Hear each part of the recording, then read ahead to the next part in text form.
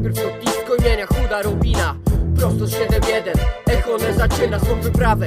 Nie po sławy, a funty, szterlingi, lotniska, taksówki, siniaki, parkingi, kierownik, siniacki szkodnik daje promo.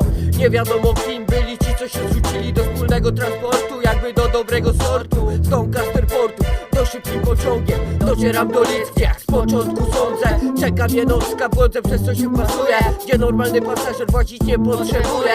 Przez co zaraz czuję wzrok typa z obsługi, a goni on za mną, jakby ścigał mnie za długi. Dobrze, że nie zgubił mnie, bo jak się okazało, pokierował echo gdzieś na drogę doskonałą.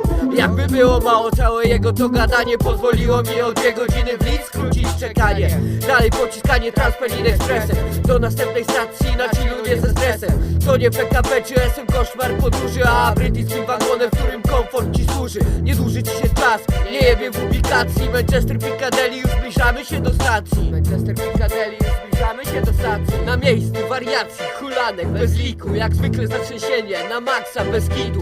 Spodziewaj się wyników, z udziałem policjantów. Widzę Z3 radiowozy, wezwane do awantu. Mam tu rolę narratora, nie uczestnika. Nosa nie wtykam, palę szluga, szybko znikam. Cykam trochę fotek, jedynie na szybkiego, dla story lepszego, udokumentowanego. I do następnego pociągu dalej w drogę. Na szczęście ten dojeżdża już do stacji docelowej. Po 40 minutach mogę być zadowolony. Szkoda, że mój brat aż tak napierdolony. Echone zostawiony sam na pastwę losu. Gdzie szaman mieszka, rozkminić to nie sposób. Nie wtrącę tu patosów, nie opiszę też wkurwienia. Wiesz dlaczego? Miałem w chuj doniesienia. Finalnie docieram jednak na południe miasta. Tam szybko jeszcze zrobię z WS-em Piasta. A potem już czas nastał do roboty basta. Do roboty basta. Do roboty basta. Lazy bastard.